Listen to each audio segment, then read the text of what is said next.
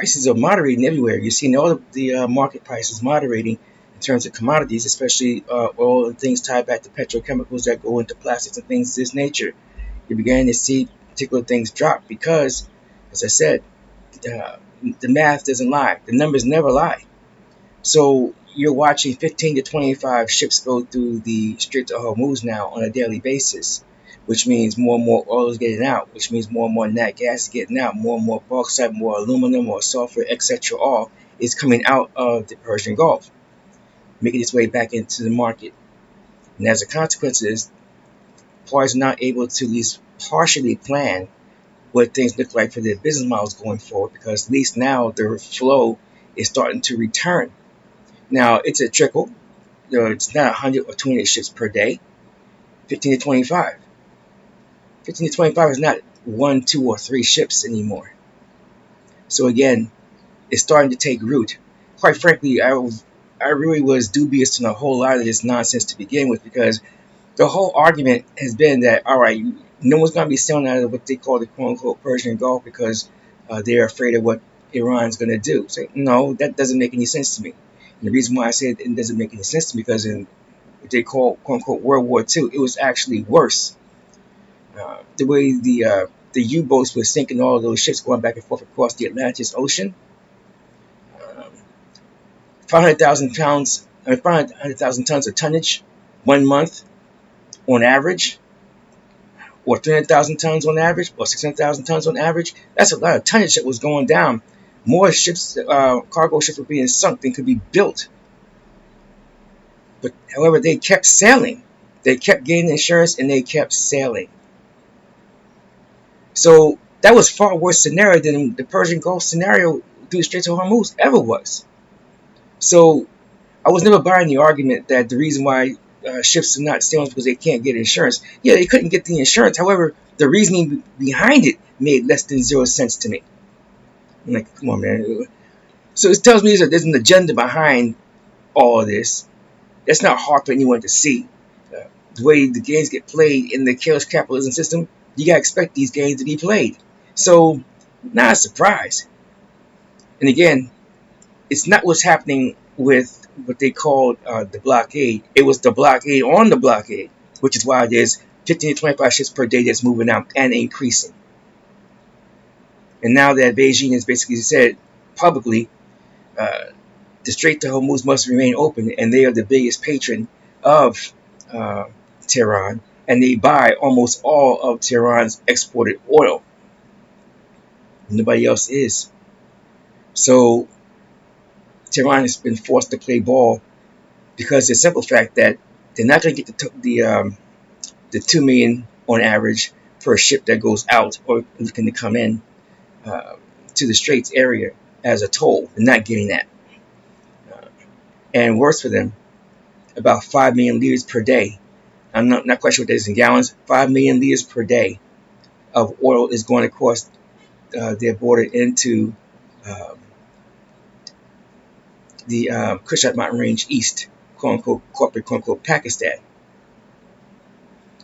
And how it's going into that particular area through illicit trails by motorbike. Motorbike? They're moving at 5 liters in these little cans, excuse me, not 5 liters, whatever those gallon cans are.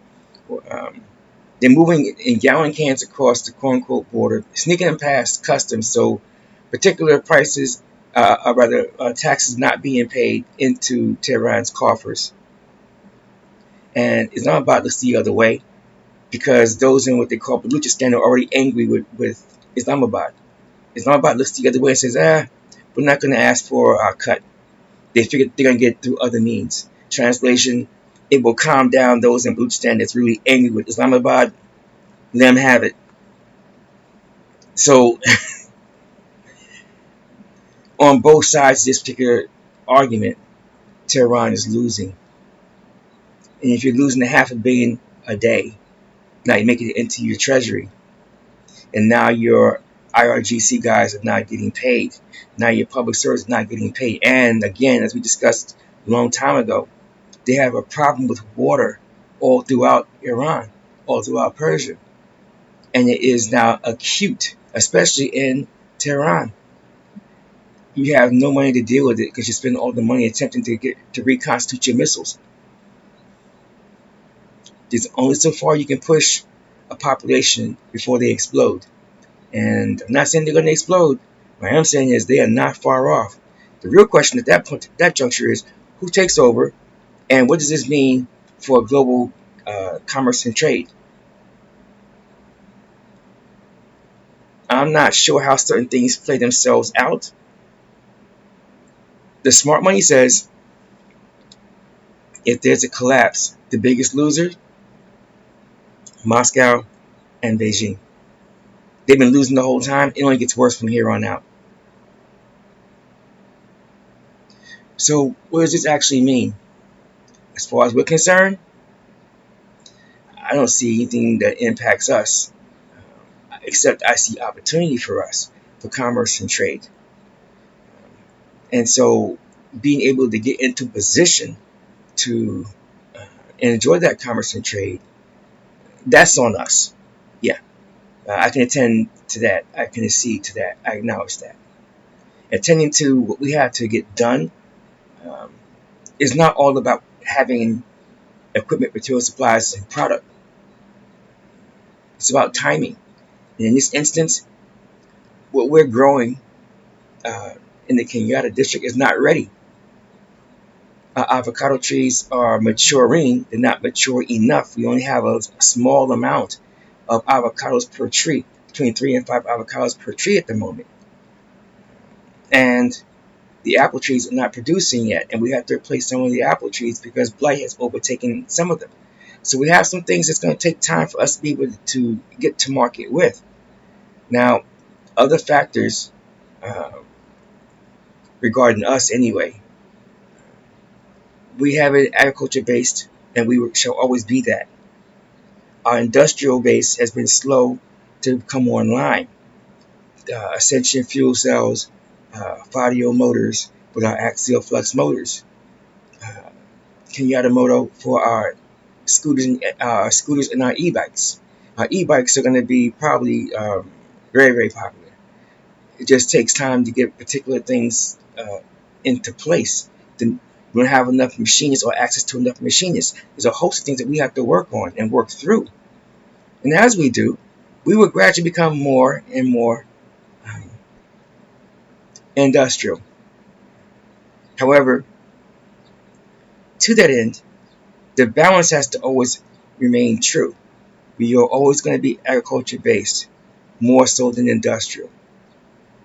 A lot of things that are industrial are whimsical, but not everything is. So it's looking to be industrial. We're looking to go that route along things that are not whimsical. Whimsical items require discretionary spending availability. And when everybody and their mama across the planet is basically broke, there's not a lot of discretionary spending available, which means they can survive without buying your whimsical items. So if you're producing products that are whimsical in nature, basically you're gambling with your ability to be financially viable, and the odds are not in your favor. Those are house odds, and the house always wins. So to that particular point of view,